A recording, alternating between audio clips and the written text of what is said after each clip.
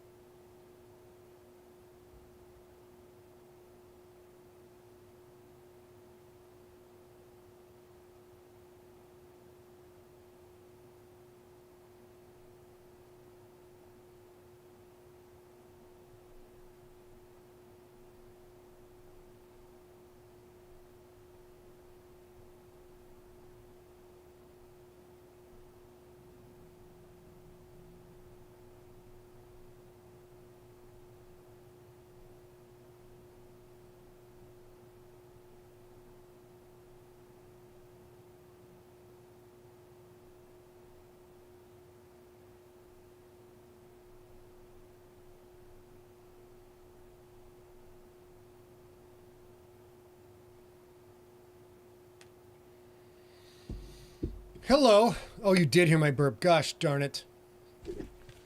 Just goes to show. Just goes to show, buddies. Hello, everyone.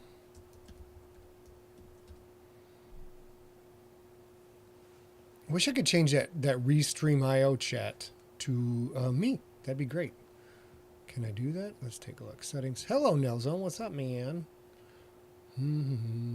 Excuse me. Monty, how you doing? Steve, happy Dragon Con Eve. Yes, Steve, I know you're going to hear a lot of echoing in the room. The doors are open because it's been another hot day. We're going to close them up. We're going to stop, drop, and set up shop. Sound guys are always listening. Absolutely, Martin. Hey, Robert. David Lamb, what's going on? Who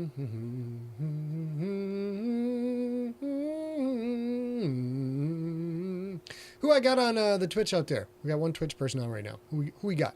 Who we got? Let's say hey to him. I can do this. I can do this. Hey, person on Twitch. Christine, YouTube is up and people are on it. Robert's on it. Martin's on it. Richard Bennett. Big Nasty. Big Nasty, you need to listen very closely to this episode. Very closely. Very, very closely. Don't go get a beverage. Don't do nothing. You sit right. Thanks. You sit right there, young man, and you think about what you've done. 2 minutes and 25 seconds till we go fully live. Quite preposterous, isn't that? That's up. What's up? Oh boy, this is going to be a fun episode. Definitely a bit of a different thing today. No, actually, it's totally more of the same. It's exactly the same. It's just the epilogue. But I think it's pretty fun. I think you guys are probably going to enjoy it. I got to fly out at 6 a.m. tomorrow to go to Dragon Con.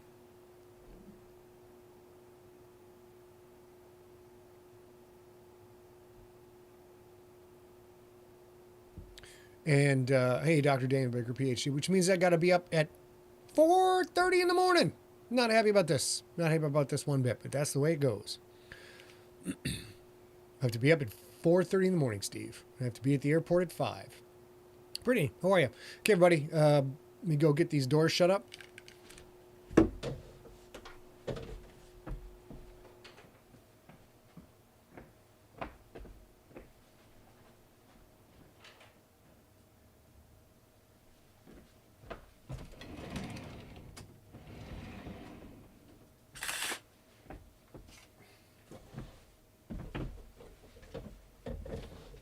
So sad.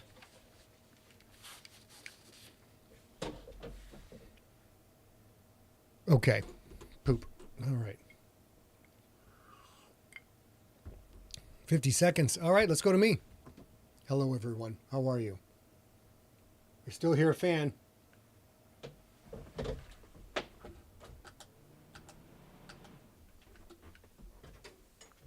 Hopefully today's episode will be nice and smooth sailing because it's still pretty Still pretty tinny, isn't it? All right. Well, this is what... Gonna have to shut the door.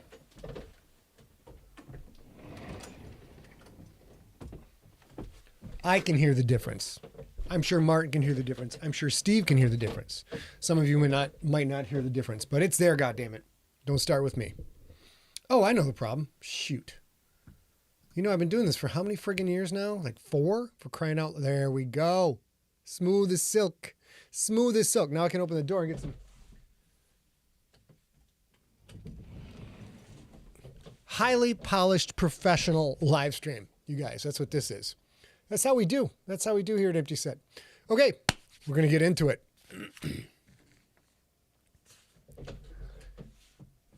Turn this off. Turn that off. Hello, everyone. I'm glad everyone is here for the real finale of Slay. I know I told you last week was the final episode, and this is an epilogue. But as you will see, this epilogue kind of just will flow into season 2, which I will talk about in a little bit. Good to see all of you. I see all of your names. Yes, well, we'll see more of Lincoln's dad down in the future. Steve Riggyberg's so sweet. This episode is going to be so good. He's already heard it. I had to record it early so we had time to edit it for the Sunday feed because he'll be doing all of his engineering stuff. He had to be able to do that because he'll be at Dragon Con too. So we don't want him trying to engineer audio while he's at Dragon Con. So we got the episode done. But even though it's done for the Sunday feed, I'm going to read it to you live right now. And I'm very excited about this. I'm not going to lie. Don't know why my head's bobbling like this anymore. Like Dennis Miller all of a sudden. All right, here we go. Hey, Edward, how are you? Hello, A.B. Sigler. And all right, and here we go. Let's get into it. One sec, I got to check that audio. I think Steve can handle that, no problem. Cheers, everybody.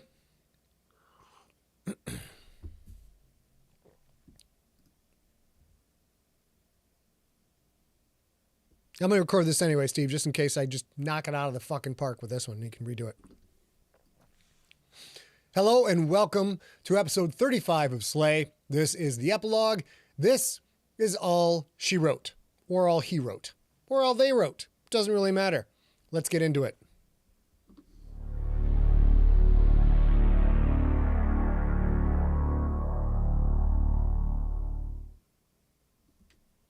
Previously on Slay. Lincoln got help from his sister Sophia and his brother Lucas to stop Dante's attack against Callista, who is now firmly back in control of her club and her criminal empire in the city of Lumencia. Badly wounded, Lincoln and his siblings then rushed to the Old Stone Church to save Magda, Ariella, and Billy from Butch and the Rolling Outlaws, only to find Dragon tearing the gangbangers to pieces. Billy, too, had wounds from using his bare hands to rip apart the meshwork and wire net that had kept Dragon immobile. And now, the epilogue of Slay Season 1.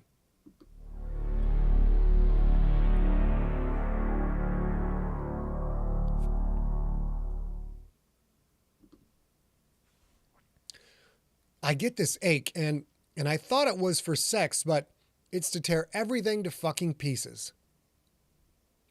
Billy tried to focus on Catherine Isabel's performance as Ginger, but no matter what he tried, it was hard to focus on anything but the worms.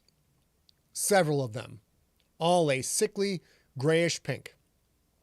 The bigger ones were maybe a foot long, slithering slowly between his fingers, across his palm, over the backs of his hands. The smaller ones were 3 or 4 inches long, but those were the squickiest of them all, because they weren't content to just be on his fingers, they slithered inside as well, their boneless bodies and mucus-covered skin letting them slide effortlessly into his cuts. Maybe it was a good thing Magda had vetoed Lincoln's choice of movie, The Ruins. Billy hadn't thought about it then, but that would be a hard flick to watch while he felt things wriggling around under his skin. It felt gross. So gross. But Magda said he had to leave the worms, she called them Carol factors, alone. Let them work their healing powers on his cut flesh on his severed tendons and ligaments. Billy was kicked back in a full-length lawn chair, brand new, courtesy of Ariella. He kept his hands on the armrests and tried to ignore the stomach-churning sensation of something crawling around inside him.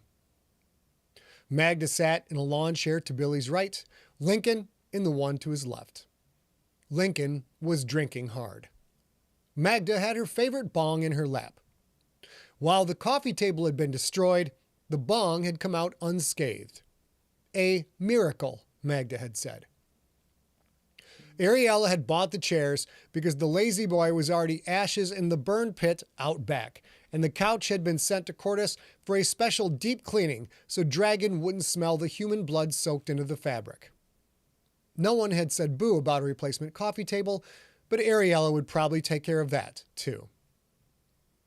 The screen, the projector, the Marshall amp for audio, a battered gray industrial garbage can with empty pizza boxes stacked atop, a battered gray garbage can with empty pizza boxes stacked atop it, and the beer pong table were all that remained in the nave.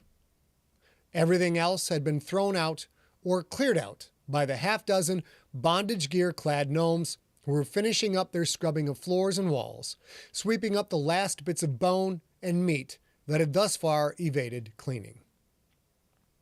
Billy heard the squeak of a chew toy. Dragon, back to her old, long black-furred, not quite 2-foot-long self, tore through the doggy door and into the nave, a plush toy armadillo in her mouth. She hopped onto Billy's lawn chair, curled up between his feet, and gently pulled at the armadillo, holding it in place with her front paws. "Yeah, sure. Jump up there with Billy," Link said, his words slurring. "Don't come hang out with me or anything." Link was tying one on, to say the least. He had saved Callista, which meant he had saved his son Samuel. That, Link said, was reason enough to get good and crocked.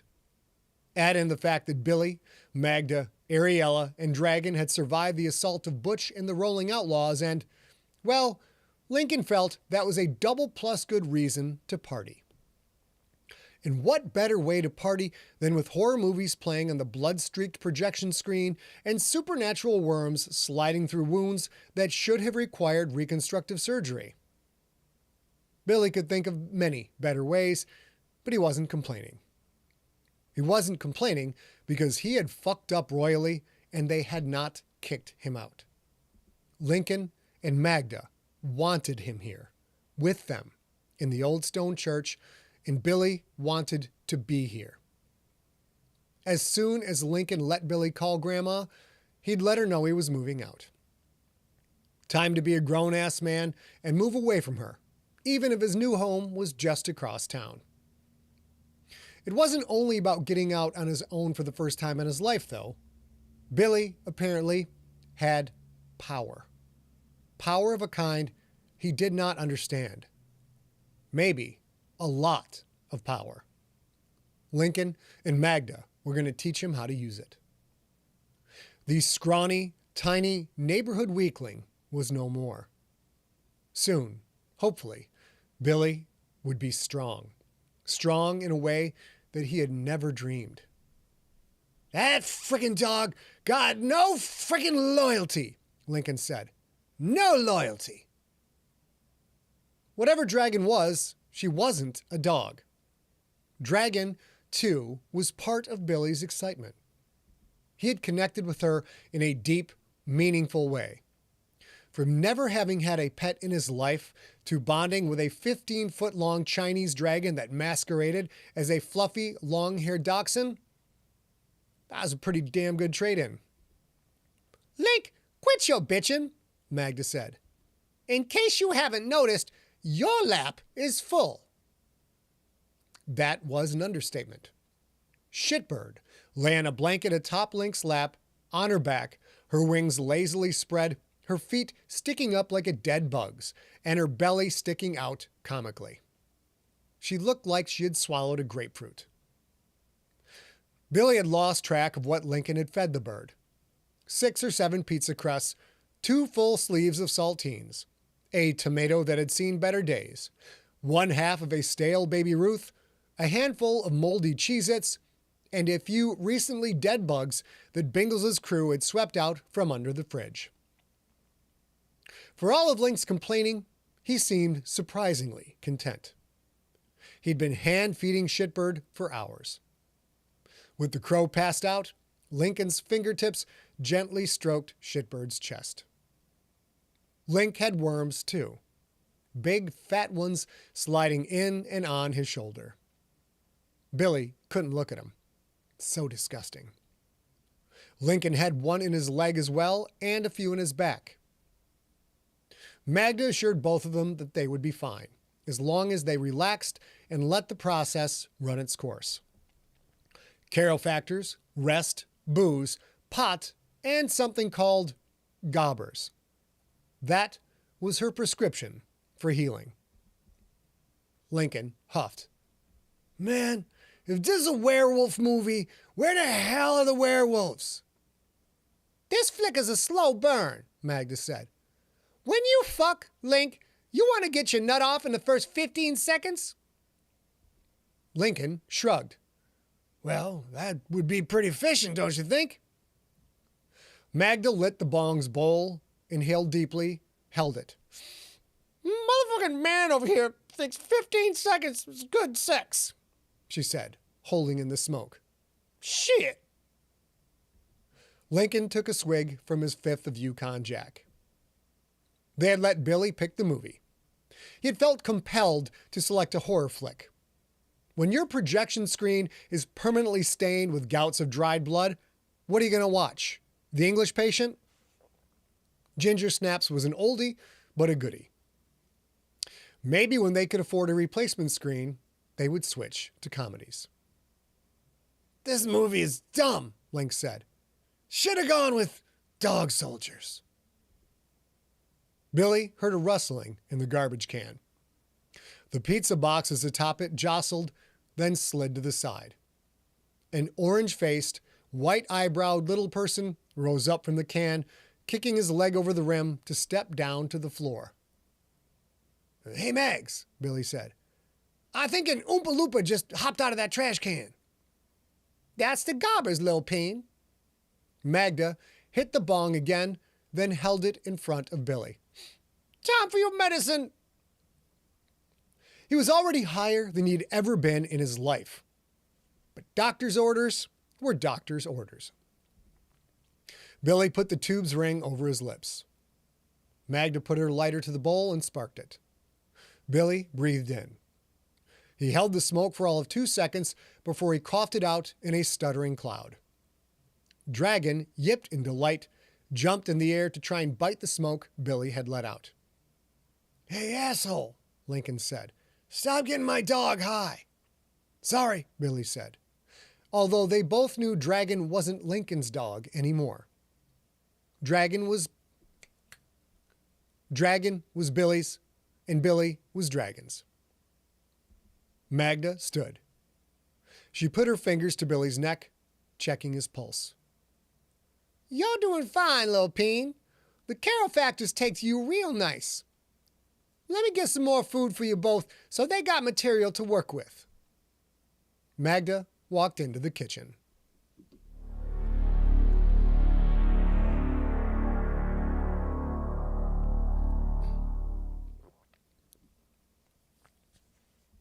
There wasn't much in the fridge. Magda had used her t-shirt money, now 7 sales and counting, to buy Lincoln and Billy 4 large pizzas. They'd eaten them all within the hour. Caro factors needed lots of raw material to repair tissue and bone. Magda had hand-fed Billy on account she didn't want him using his hands for anything, not for at least another 5 or 6 hours. A casserole Tupperware container on the bottom shelf. Magda peeked under the lid, couldn't identify what the food was supposed to be, so she put it back. She checked the date on a half-empty bag of sliced turkey. Expired 2 days ago. Expiration dates were just suggestions anyway. She opened the bag. The smell wrinkled her nose, made her turn her head away. She resealed the bag and put it back. Maybe it could be Shitbird's next meal. Magda had such a hankering for a big nasty burger, her favorite food in all the world. She and Link had always gone to Big Nasty's after missions or battles, reveling in the fast food chain's Nasty Knapsack value meal, which consisted of 2 burgers, an ultra-large order of Fastenorous fries, a 40-ouncer of loathsome lager, and a half-dozen sinister soul holes. But one could only get Big Nasty in Cordis. Link wasn't going anywhere for a while, and it wasn't like Magda could go in there on her own.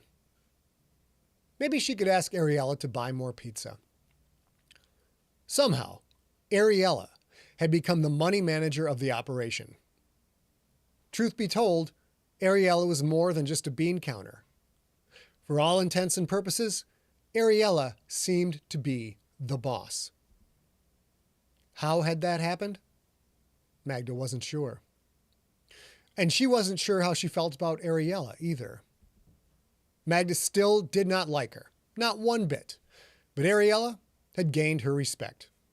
Sort of.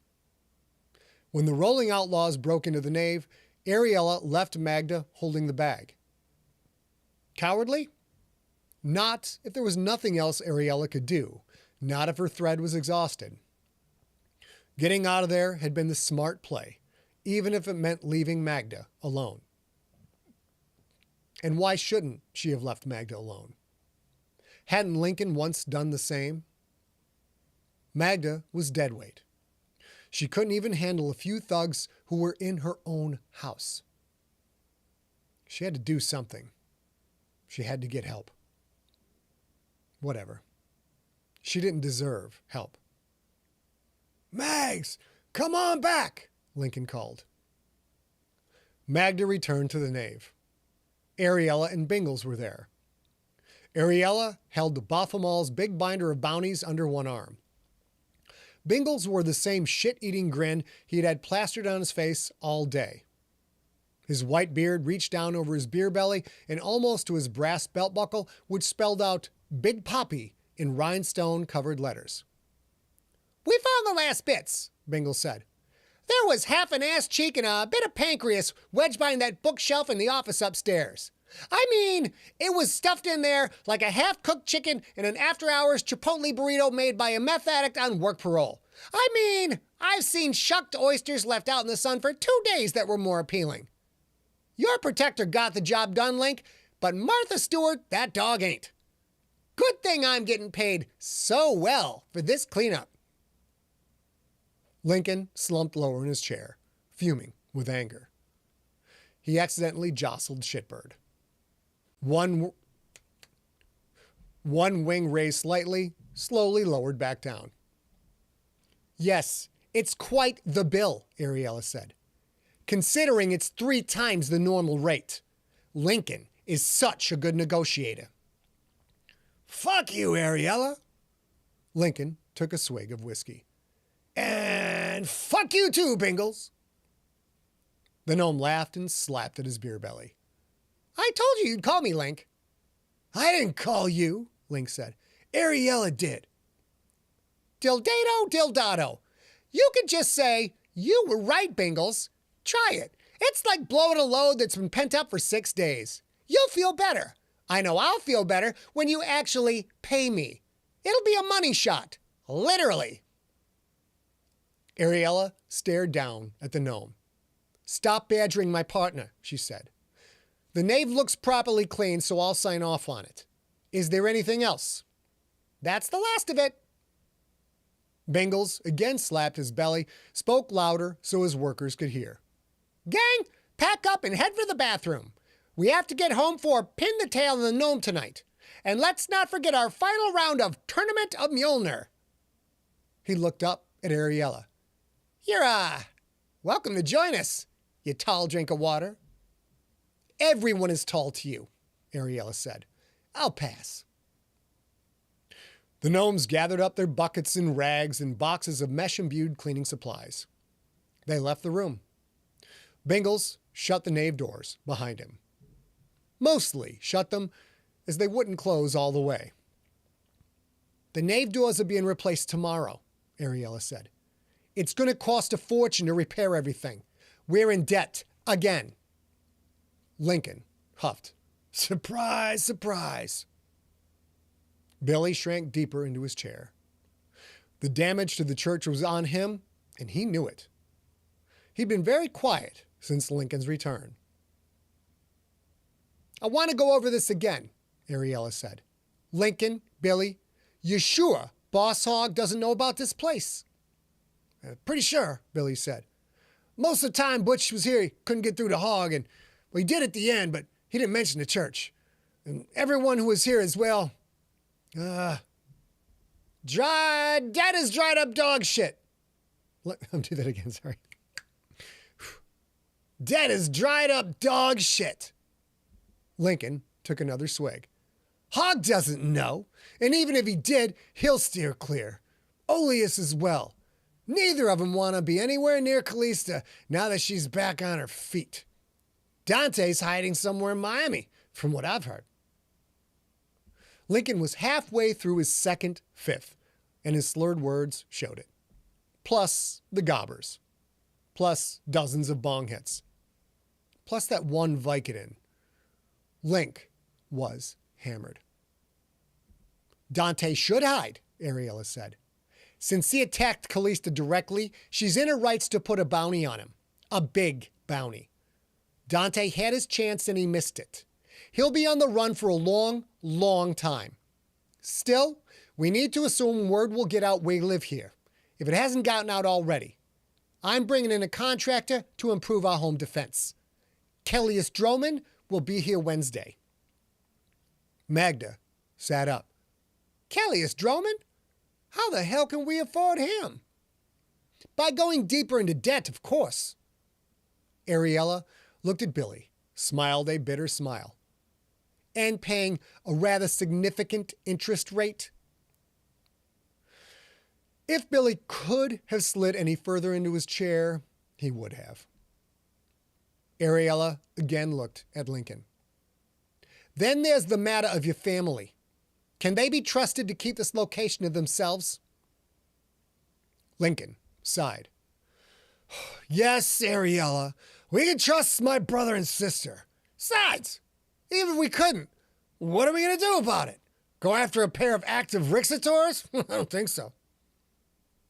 Magda didn't want that, not one bit. The Bastion had abandoned her. She wanted nothing to do with that place or anyone in it. A small part of Magda missed the days of being a Rixator.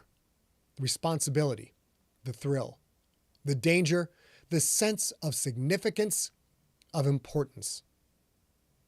But far more of her loathed the organization to which she had given her childhood, her adolescence, and any hope of a life without constant pain and fear.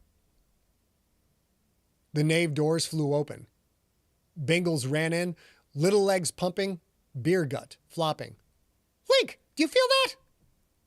Lincoln slowly sat forward. Yeah, I do now.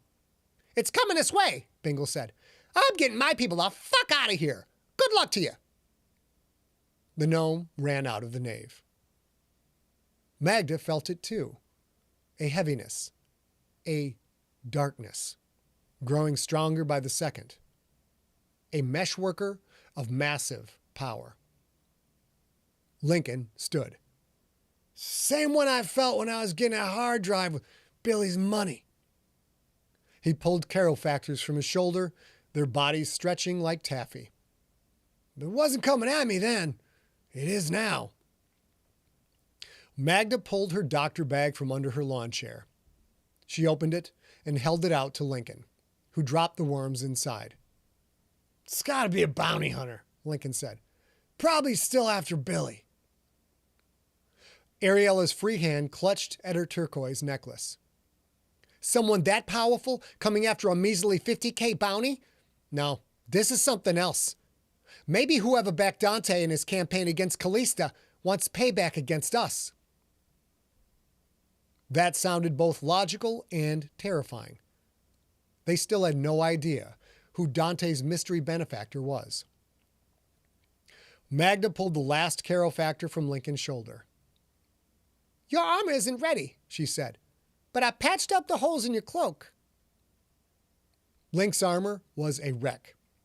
It required a full revitalization, a laborious process Magda hadn't yet started because she'd focused on healing Lincoln and Billy's wounds. Billy sat forward, started to rise, the motion awkward with his hands held up in front of him like a surgeon first stepping toward the operating table. Magda grabbed his shoulder, pushed him back down. "You stay here," she said. "For real this time," Lincoln said. "No fucking around and doing your own thing. Stay in that chair till we come and get you. Got it?" Billy nodded. "Good," Lincoln said. "Dragon, heal. Let's go."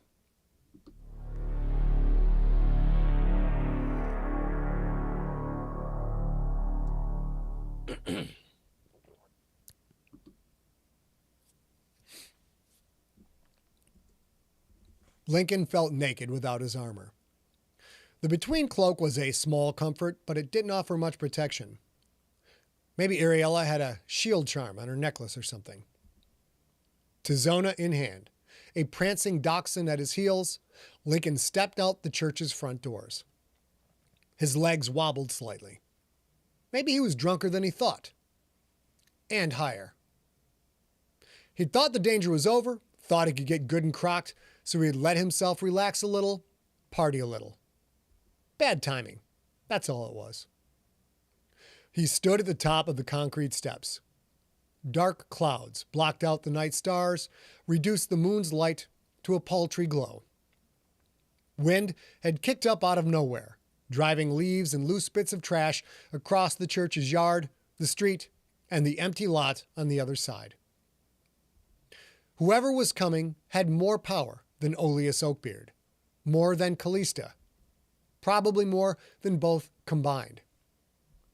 Lincoln's left arm had regained some movement, but not enough that he could use it in a fight. Down to one arm. No armor. Bad. Real bad. No one in sight, no unenlightened who might witness what was about to go down. "I'll cover you from here."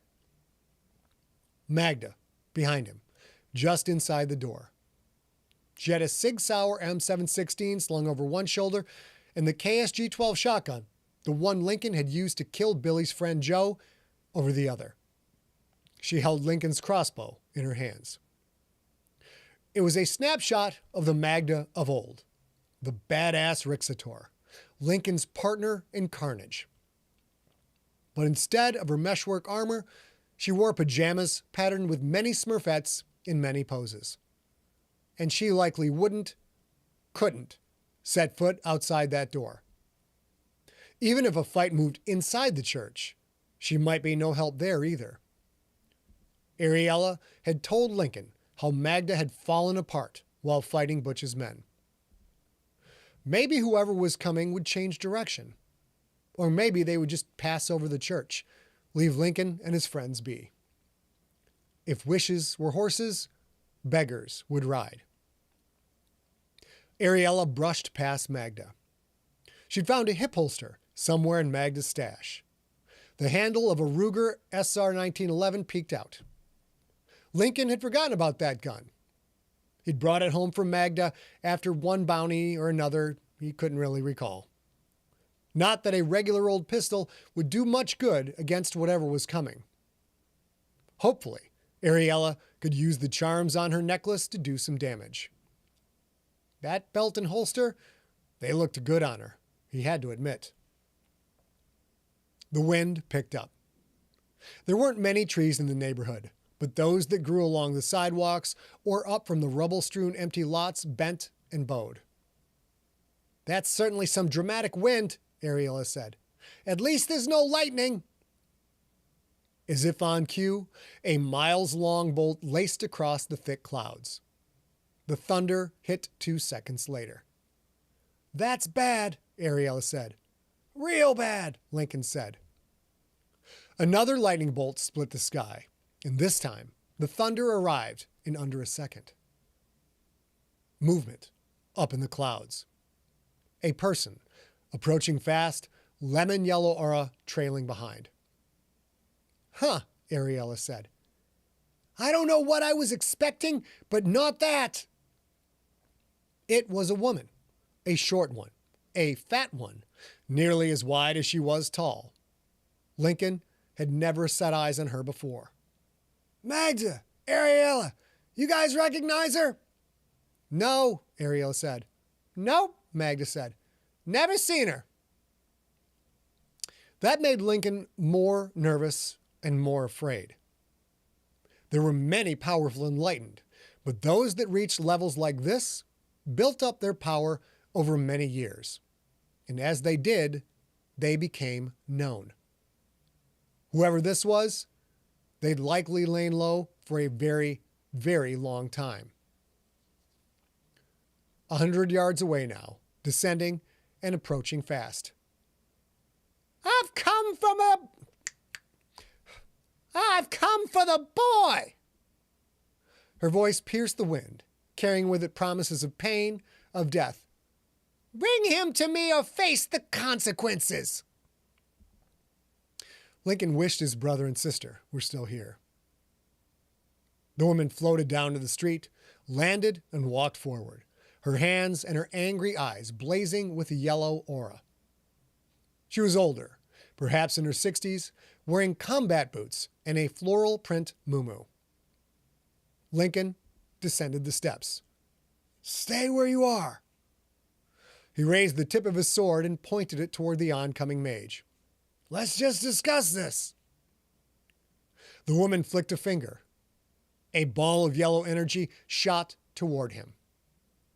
With the speed the Franks family was known for, Lincoln angled Tizona and caught the blast, deflecting the energy away. Even as he did so, she sent a second finger flick blast at him, and this time he wasn't quick enough to block it. Or perhaps he was too drunk and too high to block it. The energy caught him in the chest and sent him flying backward. He slammed against the unforgiving concrete steps. It hurt. Damn, did he miss his armor. Dragon's body extended and thickened. She scurried toward the woman and was almost at full size when she opened her mouth and stretched forward to strike. The woman spread her hands. Lightning arced between her palms. She thrust that arc into Dragon's closing mouth. Energy coursed through Dragon's body, lit her up like a yellow lantern. Dragon yelped a very dog-like yelp and kept yelping as she fell to the ground, shuddering and twitching, the lightning wrapping around her neck and mouth like a living collar and muzzle. Lincoln fought against the pain in his back, got to his feet just as he heard the thrum of a crossbow string. The bolt hit the oncoming mage and exploded, engulfing the woman in green flame. So close, Lincoln felt the heat. Something shot through the green fireball, something thin and yellow, like a see-through rope. It wrapped around Magda. She dropped the crossbow. The fat mage pulled the intangible rope, yanking Magda out the doorway. She landed on Dragon. Protector and human alike jerked and twitched, paralyzed by the same incapacitating energy. Ariella touched her necklace. Legatus et... The old woman snapped her fingers in the middle of Ariella's sentence. The turquoise necklace, Ariella's only source of power, shot up into the air. The old woman twitched her head to the right. The necklace flew in that direction as if launched by a cannon. Lincoln rushed forward, thrust his sword point straight at the old woman's chest. He saw it close in. He knew he had her, knew the steel would pierce her sternum and slice her heart. She became human-formed yellow mist. Tizona slid harmlessly through that mist. Lincoln sprang backward, looking for another shot, knowing that even the most powerful wizard could maintain intangibility only for a few seconds. Before he could strike again, she closed fast, became solid, and her hand locked down on his crotch. A blast of electricity ripped through Lincoln's nuts and the rest of his body as well. He dropped the sword, shuddered involuntarily, could do nothing but suffer. She released him. He fell to the ground, drained and defeated. He gazed up at the old woman. Her stomach heaved with deep breaths. The outpouring of massive power had exhausted her. She bent, put her hands on her knees, and sucked in air. She was spent. Ariella reached for her pistol. Still bent over, the old woman lifted a hand off her knee just enough to flick a finger. Ariella drew, only to have the pistol shot out of her hand by a pebble of yellow light. "Just stop," the old woman said. "Try anything else, I'll kill you." It was over. The wizard had beaten them. So why was Lincoln still alive? As he lay on the dirt and grass, his body still convulsing from his electrocuted nuts, Lincoln saw, to his horror, that dumb shit Billy step out of the church's front doors, hands wiggling with worms. The kid stared at the old woman, his eyes wide, his face the picture of confusion. Then Billy said one word, a word that changed everything. "Grandma?"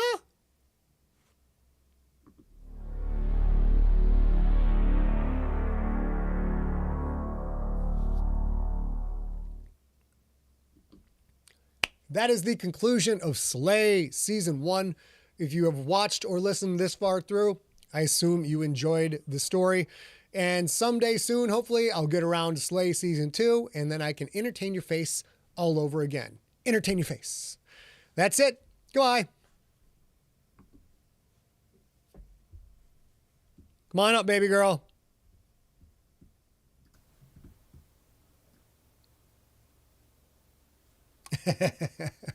Preposterous.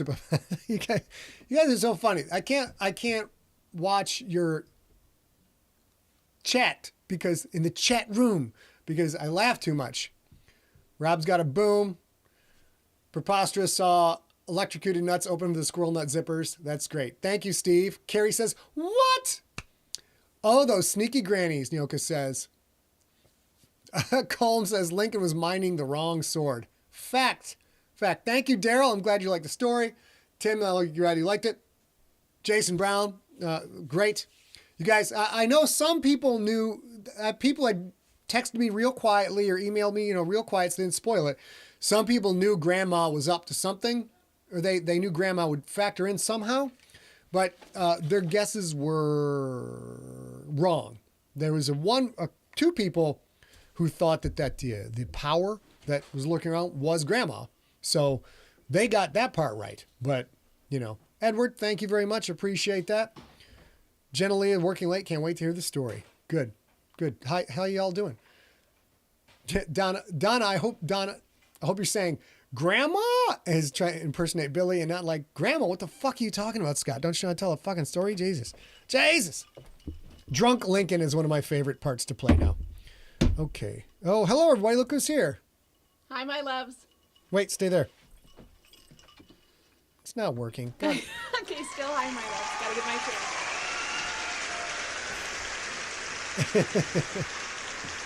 All I gotta do is hit one button. It's one goddamn button. I screw it up every week. All right, guys, bear with us as we configure our majigger. Go to here. That looks pretty good. We're already in pretty good shape. Steve, don't sass me about my tech-tardedness. All right, Restream congratulates us. We've reached 100 messages. That's fantastic. Here we go. Hey, Paul Fisher, what's up, buddy? How are you? Hey, Paul. Hey, Colonel. Hello. Colonel Fisher. Yeah, Colonel Fisher. So nice to see you out there. Is Big Nasty in the house? Sorry. Big Nasty, are you in the house? I know he was there to begin with. If he missed his moment, I'm not be happy with that young man. Not be happy at all. Also, preposterous hippopotamus. I have spent a goodly. Oh, sorry, I don't even have There my you- mic. that's- There we yeah, go. I had the mic on this time. Yeah, looking at the website that you sent last week, and your art is lovely. I love how unique your Thank you, pieces Tracy. are. Listen, if any of you out here see that I have crazy ass eyebrows, that's because I forgot to put on makeup before the show started, so I had to be very, very quiet. And they're crazy. They're crazy. Big Nasty is in the house. Big Nasty, I believe, is the first junkie for which a food or chain of restaurants has been named after. Can you It might think, be. Yeah, it might be. Can you think of any other? See, we had Big John Mr. Sam Viscar in the house. is Mr. Sam is completely made up. It's completely made up. That's Yeah, correct. I think that's true. Yeah. Also, I was going to say, never mind. I mispronounced Big John's name, and I don't think he wants to be called Big Jizz. No, probably Maybe. not. I don't know. I mean, I'm pretty sure no. Signs point to no, for sure. Can you see okay? Yeah, I can see just fine. You're doing great. I might dial you back So a we little. do have a couple of good updates. We're shape. going to move into, Q&A and all, or chatting and all that stuff. But I want to make sure a handful of people who might be going to DragonCon know a couple of things, and everybody listening now knows one specific thing. Today a newsletter went out and it said that I will not be going to DragonCon. That is true. I have to take care of some business here in San Diego for us, and it necessitates being here, unfortunately. Yeah. So I will miss DragonCon this year.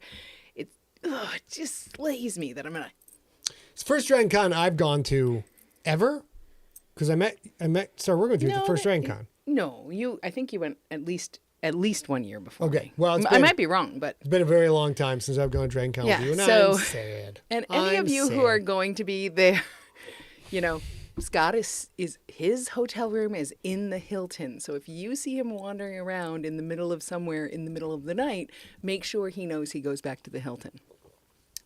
Yeah. The other thing I want to say is the newsletter that went out this morning said that the next Slay episode would be a Q&A on September 9th. That is incorrect. It is September 6th. It's next Wednesday. There's nothing Oh, different about it. dang It it. podcasts on the 9th. No, it podcasts after that, I think. Shit, It's man. the 6th, though. And then the third thing I want to say, and then we'll go on with the rest of the Okay. the rest of the programming is, can I have the big screen? Yep, maybe? of course. Yeah. I got to send another newsletter now. Yeah, Fix that, so we're going to send another newsletter early next week. But so first things first, the first Q&A session for Slay is next Wednesday, a week from today. We've gotten a ton of questions. We've gotten a ton of Slay questions. We've gotten a ton of beautiful questions from you, Sean Dyer. Thank you so much. I love you, brother. Thank you for those. They're all very good. As you guys already know, but just in case you're watching this later and you don't know, Q&As are completely anything you want to ask Scott. He might not answer every question that you send in, but it doesn't have to be Slay related. It can be Sigler related. It can be Sigler books related. It could be Infected related. It could be anything. So go ahead and send in any question that you have. That said, next Wednesday, a week from today, we have enough Slay questions that whole episode is going to be Slay questions. If you still have a Slay question, go ahead and send it in. That's fine. But that whole episode is going to be Slay. I am not going to be on screen. It's going to be Scott and his co-author Rob splitting that screen. I'm going to be downstairs like I normally am, just in the chat room, and maybe feeding them questions, or I'll probably bring them up right before the show starts so that Scott can read them. We'll figure that out. But if you've seen Stories Mac, you've met our dear friend Rob. He'll be on next week because it's their story. And then the following week, Wednesday, will also be a Q&A. That'll be a general Sigler Q&A, and that will have Scott and I on it. Even though if you send in a Slay question, he may answer a Slay question in week 2. Next week should be the specific spot. And another date that has moved is instead of the September 2nd, the first Saturday, you can turn that fan on, sweetie. Oh, wait. The next junkie party is going to be September 9th because Steve, the iceberg, has got all his ducks in a row. He's got his audio editing done ahead of time, so he doesn't have to do anything. It was He's his got idea, too. The junkie party moved out. I'm assuming Steve's going to have a couple of cocktails at Dragon Con. I'm just making a wild guess I'm that assuming is the situation. y'all Not will that have cocktails anyone together. anyone at Empty Set has cocktails ever. We're all we're teetotalers, and we're very serious Always about very serious people. prohibition.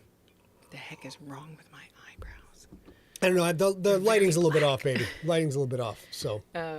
So anyway, that's the deal for the things that I had to say. We will send out a new newsletter early next week, letting you guys know that the Q&A for Slay is on Wednesday, September 6th. It'll be Rob and Scott on the screen. You have questions about anything or questions specific for a Q&A either this week or next week or the week after, always info at Empty Set. Always info at Empty Set is the best way to reach us. Right? Yep, ready. Okay, so we've talked about Iceberg. You got that corrected. We got to make sure we get a corrected newsletter out. Let's see. Of course, next week, September 6th, that's Q&A episode. You got to talk about that. It's too late for new questions, right? I mean, it's too many questions. Should people send in questions still, or? Yeah. Oh, okay. Absolutely. Yeah. Oh, in that case, you want to send that to info@emptyset.com. Always. Info at Empty Set. Now, one more time, and then I'll stop saying it. If it's specific to Slay, it's best that you do that today or tomorrow before the weekend so that they are in next Sunday's episode, sooner rather than better. Or later. Sooner is better rather than later is what I meant to say. And then if you have questions about anything else, Siglerverse, you want to know about our business, you want to know how small business runs, you can ask any question you want. It's not necessarily true that Scott will answer any question, or I will if you have a question for me, any question you send, but there's nothing off limits. You can ask anything. And if it's too spoilery, he'll tell you. If it's too personal, we'll tell you. You guys know you've done this. If it's too personal, I'll swear at you and call you a fool. Then I'll say, what did you think, Ed Harley? That it'd be all easy, neat, and clean. So I also mentioned when I first sat down that I am no longer going to Dragon Con. Now, if I know that the vast majority of you who will watch this are not going to Dragon Con because it's not everybody who gets that opportunity. That said, Scott is going to Dragon Con because the crypt comes out essentially a month from Monday, a month from Sunday. So we want him to interact. We want us to talk about it. Aethon invited Scott to join Dragon Con and sign books. I don't know for sure. As you talk, I didn't prepare this, but I'm going to see if I can get the screen up so they can see the schedule. So yeah, keep no talking. worries. So okay. I can't tell you for sure. I do not know. I honestly do not know. But he has signing at 3 p.m. on Friday. He's going to put the graphic up as soon as he can and get it together. But he is going to be at the Aethon Books booth for signing on the Friday, whatever that is. That's Let's try this. the 1st of September, I think. Friday is the 1st of September at 3 p.m. at America's Mart. He's going to be signing in the Aethon Books booth. Now, here's the thing, you guys. Aethon only has one title that Scott can sign. Mm-hmm. And if he's signing, I have to assume, although I'm not wink, wink, nod, nodding, telling you a secret. I'm just saying, if they're having him sign, it must be the crypt. Or, I don't know, cute snapshot? I don't know. It must be. I don't know. I got this awesome plaid jumper Donna, they took too. a picture of, and I look super cute, man. I look super cute, buddy. So we actually, I don't know if you guys can read this, but I don't know if you can read, but we'll walk you through the schedule. In case you're going to DragonCon, we'll go through this because I know most of you aren't, so we'll get through this Do that quick. in one sec. Let me finish this thought. I do want to be quite clear for anybody actually going to DragonCon. I am not wink, wink, nod, nodding. I don't know what he's going to sign there. It may be Crypt. It may be an ARC of Crypt. It may be Headshot. I don't know what it is, but if he's going to be at that booth, it's Crypt related. That's what I know. Thank you, Tori. I appreciate that. So let me walk through my schedule real quick. Friday, as you just mentioned, at noon Friday is the graphic audio signing. So all the dozens of things I have out with graphic audio. Also, graphic audio is working on a new project called Druden. We've talked about it on this cast. They cast their last voice actor today, so they've gotten all the voice acting parts. They're already in edits. When the time comes, we'll tell you about that. I don't know if they'll have anything on that at DragonCon. Probably not, but lots of stuff there for me to sign. So if you're at DragonCon, you definitely want to check out graphic audio because they'll have goodies. Yeah, and then 3 p.m. Well, wait, stop there for graphic audio. I'll say if you like Scott's type of writing, but you prefer to listen to his own, you don't listen to the graphic audio GFL because you prefer Scott reading it, that's fine. Graphic audio does a lot of really lovely full cast dramas and a lot of people who you know, writers who you know and like. So even if you wouldn't listen to Scott's books by Graphic Audio, although they are wonderful, and our continuity czar, John Viscara, is a huge fan, if that says anything. Yeah, they do great stuff. So so if it jars you that I'm not reading, that's a great comment, babe. If it jars you that I'm not the one reading my stuff for Graphic Audio, you really got to go check out their site. They're fantastic. They're great people to work with, Michiganders, so you can't go wrong. And so other than the fact of seeing my friends and seeing any of Scott's fans that would be there, and just, that gestalt of Dragon Con, that's the thing I am missing the most, because the Graphic Audio team has been consistent since we started working with them, and they are absolutely lovely human beings. And lovely. I'm so mad that I don't get to meet them in person. But Scott will report back, so it'll be okay. Okay, back to this now. So we're going to go over the schedule. So noon, Graphic Audio signing. That's at America's Mart Building 2. Mm-hmm. Check your schedule when you get there. Things can change.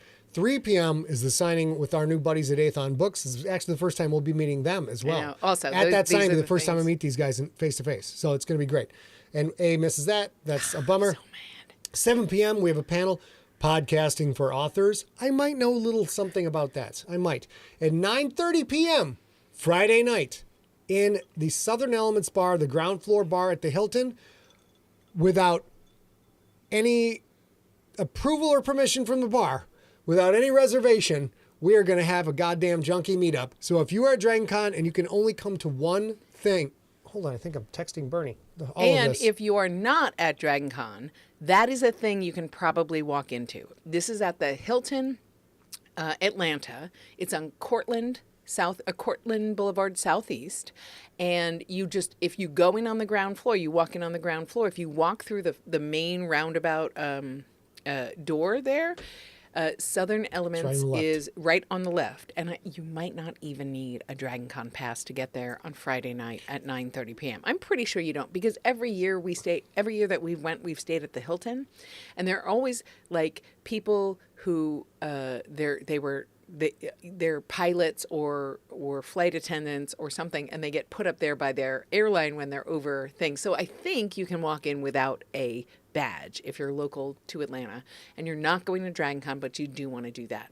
All you have to do is listen to where the loudest noise is coming from, and that will almost assuredly be him. Probably be me, probably. Yeah. Okay. Hey, my brother. Hey, Jude. I love you. My brother Jude is in the chat room. For some reason, I've texted this entire everything A and I have said is in the process of texting it to my friend Bernie. So we'll fix that in a second. I don't think that's okay. It's stopped. Good. So we'll stop doing that now. Saturday, we've got 11:30 a.m. Unsettling Settings, Creating a Sense of Place in Horror. So we have a fun panel. Excited about that. 5:30 p.m. Horror's Heroes, Embodying Courage in the Face of Fear. And then I will probably be working after that, frankly. And then Sunday. After that I have Athon. I got Athon Authors little party, so that'll be fun. But that's not public, not for the public. Sunday, 4:15 p.m. Writers Who Wow Us, wow in all caps. Hyatt Regency 6 to 8. Yes, 6. Hyatt Regency 6 through 8. I don't know what the hell that means. And then Sunday at 9:15 p.m. the last panel. It doesn't have to be perfect. When is good enough good enough? Another thing that I am adept at talking about. You can go ahead, babe. I will say, you guys know this, maybe. The Hyatt Regency 6 through 8 means that ballroom has meant they're opening up all the air walls so the ballroom gets really big. Oh, wait, here, really big. So 6 through 8, Hyatt Regency, that's going to be the biggest panel he does. You guys might notice two things. One, that this is a very horror-heavy schedule for him, and that's because Athon Books invited Scott to come and talk about The Crypt, and that's horror and books. A little less in the Hilton, a little less in the digital media track this year. He still gets some podcasting things. And the second thing that you guys who have been before will notice is there's no one for the junkies. And that's because Dragon Con is a beautiful, wonderful volunteer organization. And they reached out to us in 2020, 21, 22, and 23 early in the year to say, hey, are you guys coming? Do you want your slot? And early in the year, we said no, because we weren't going to come for a million reasons. It doesn't matter why. But then Athon said, hey, your book's coming out a month later. Will you come? and it changed things. So we had already said thanks, but no thanks. I got to jump in. If you guys aren't signed up for the newsletter, I recommend you do, because I got a couple of people asking about pre-orders for the Crypt in here. Yes, it's available on Audible for pre-order. It's available at Amazon for pre-order and other places as well. Here's the thing. If you can hold off on your pre-order, if you've already pre-ordered, fuck it, don't give a shit.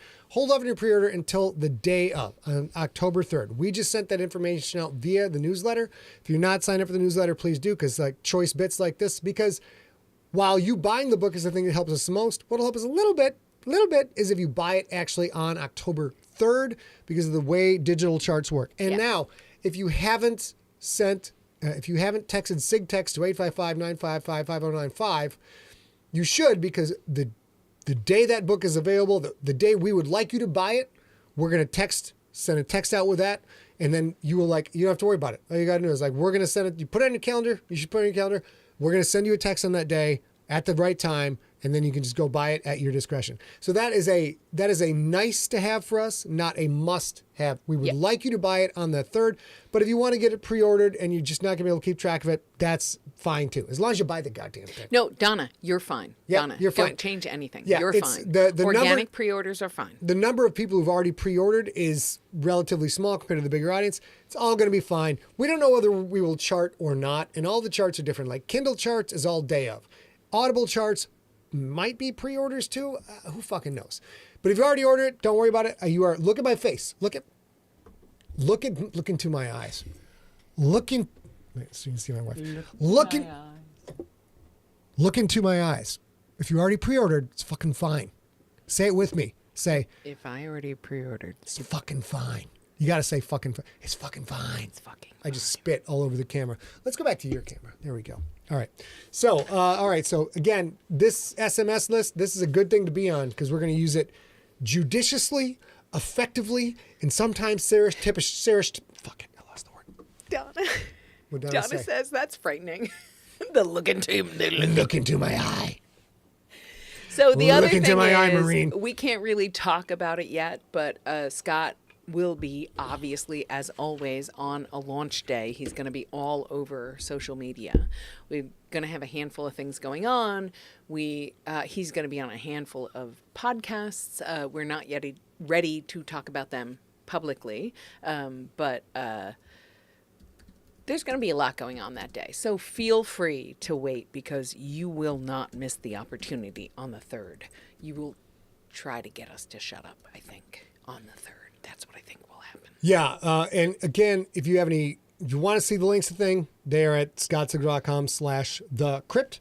But let's see what else we got to cover. So there we've covered that. Again, I cannot stress it enough. I'm tired of telling you guys I'm not going to abuse this. Just send a text this thing. Jesus Christ. It's fucking easy. Simple. It's as simple as balls. It's so simple. So today is Wednesday, August 30th. Next week, as I mentioned, we'll be back with the Slay-centric Q&A for Slay Book 1. And then the following Wednesday, we'll be back with general questions for Sigler questions. That is the second half of the Slay Book 1 Q&A. And then on September 20th, when we come back, what's it going to be? Oh, September 20th, when we come back, we are going to start podcasting and live reading short stories that have been published but have never been podcast before. So if you are a crazy junkie who buys every anthology, cool, love you. You've read the stories. If you buy all the anthologies on audio, great, love you. You maybe have heard these stories, but most of you have not got every story I put out in other people's anthologies. So this is the way you're going to get to hear everything. That comes out. It's going to be really fun. My darling wife, in her sonorous voice, will be narrating some of them. I will be narrating some of them, and I'll drop it in the middle of it. I'll say, "Look into my fucking eye," and I'll also drop. It's as simple as balls. Just so you guys know. You guys know that's for you. And then we've got Ray Porter reading reading a couple of stories. So these stories that you haven't heard voiced will eventually go into what is Death is Black, which is our fourth. My fourth anthology. Color collection anthology. It's gonna be fun, you or guys. It's gonna Rod be is so Green, fun. which is the 5th one. So we're going to keep doing that as we go forward. And when Ray Porter reads stories, I think they're just going to be dropped into the audiobook. Jason, Ray Porter is not going to be doing any of the reading live. No. A and I will be reading at least some of the stories live. Some will be recording in the booth. Some of the stories are longer than others, so it's going to be like 3 weeks of one story. Those we'll try and strive to read live if we can. Yep. And then we throw all that work over to Steve, and he does what he does. And Ray is exactly as lovely as a human as he is a narrator. So he has, as time goes by, he has offered other options. I genuinely believe you will never watch Ray Porter read it live. No, You won't. that happened one time. We had him read a little bit of what did he read live for us? Fitzroy? He read a little live Fitzroy for us. We're almost finished here, but Ray Porter is narrating The Crypt. So you're going to want to buy The Crypt hardcover, and you're going to want to buy the audiobook, and probably the Kindle, because the Kindle's like, after you spent money on an audiobook with your credit and a hardcover, Kindle's like peanuts. It doesn't even matter. Simple as balls. Well, not only that, we are not putting out The Crypt. So The Crypt is on Audible. So if you want to hear it because you're a Sigler junkie who We can't read podcast Sigler, it. We'll never podcast it. We can't. that was the point I was about to make. Stomped on our line. So if you want to hear it read, it will be read by Ray Porter. We are not allowed to podcast it at the moment.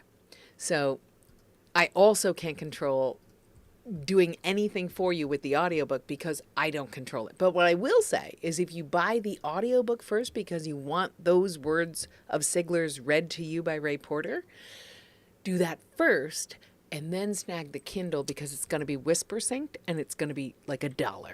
And It's going to be super cheap. Or don't. Before we go, I'm going to do one little thing here. Yay! Our good friends. Shh, wait for it. Ladies and gentlemen, I'd like to point out that our good friend Ray Porter reading our good friend Jonathan Mayberry have a brand new book out. It is an editor's pick at Audible. It is a #1 bestseller in military thrillers. Wait. There you go. And that is my lovely narrator, Ray, our good buddy, Jonathan Mayberry. Cave 13, the reboot of the Joe Ledger franchise. Or is this is the second. This is the third book. It's the reboot of the Joe Ledger and DMS franchise, if you are Joe Ledger fans. Hey, Brian Kane. So, guys, if you see Jonathan Mayberry or Ray Porter out there on the internets, tell them, Scott and I showed the book and think you guys are great and we want to share. It's a super fun. Jonathan Mayberry's like, if you take my stuff, add in a little bit more science and a lot less crass potty mouth humor. And you get kind of the same a little taste. bit more fantasy. Like he dabbles in it's science and he'll tell you everything about the military and everything about the weapons, but sometimes the enemies are a little bit fantastical. Phantasmagorical is what they are. Oh, Jason Brown. Listen, Jason Brown, I'm going to tell you this. I actually recorded an audiobook for a wholly different author. Her name is Casey Alexander. Jason Brown said he wants a bunch of Ray Porter bloopers. Go ahead, babe. And I was at the same recording studio for a week that Ray was at recording something else. And we ate lunch every day for a week. And I actually said, will you send me raw audio so that the iceberg can pull bloopers? And he was like, no. And I was like, why? He's like, because. I'm like, okay, but we do this a lot. And then I shared some of Steve's blooper reels and he was like, yeah, that's why I don't want to share because there's so many. But here's the thing. They're funny to me, but I don't think they'll be funny to anybody else. We'll share this link next week. But when Ray read Mount Fitzroy live, maybe 2-3 years ago when we launched Mount Fitzroy, he read through he did a whole, I'm going to guess he read for 20 minutes. Not a single I know. Not a single error, not a single blooper, which means he is in a job where he gets paid by the finished hour. So if he reads for 2 hours and he has all these bloopers and that winds only being 15 minutes, he only gets paid for that 15 minutes. So my man's in a job where he can read for 20 to 40 minutes without making a single mistake. It's a good job for him. He's doing very well. Yep. Yeah. All right. I think we're gonna go. I have to be up at 4:30 in the morning. I got to be in an airplane at 6 a.m. to go to Dragon Con. Of course, if you guys are going to Dragon Con, again, 9:30 p.m. Inzy Friday night. Multimedia. Thank you so much. That's so sweet. 9:30 p.m. Friday night. The Hilton Bar. I want you to come to all the other panels and hang out. Come say hi to me at the autograph sessions. But that will be the only time I really get to hang out with you. And be aware, I will probably be masked up because shit's getting nasty again. Speaking of shit getting nasty, I'm puny. Let's take us out, baby. All right. Listen, So, in the yes. United States and also the Northern Hemisphere right now, two trending derivatives of the SARS. Thank you, Danny. Thank you, Robbie. Thank you, Richard. So two variants trending in the Northern Hemisphere right now. So we 100,000% need you guys to stay smart. We need you to stay science. And for the love of God, please stay informed. You Stay guys. informed. We need you. We don't want to miss a single one We of you. have people in don't the have to chat have room regret. right now who have been knocked on their keister for a couple of days by the latest strain. I know right now, I know 11 human beings actively who I love and know in my actual real life who have COVID right now. Yeah, sorry about that burp. Guys. Sorry about that. We love you guys. Please Let's switch stay back safe. over here. Mask in the grocery store just for the next couple of weeks if you're in the Northern Hemisphere. You know what? You can all kiss out in the sky.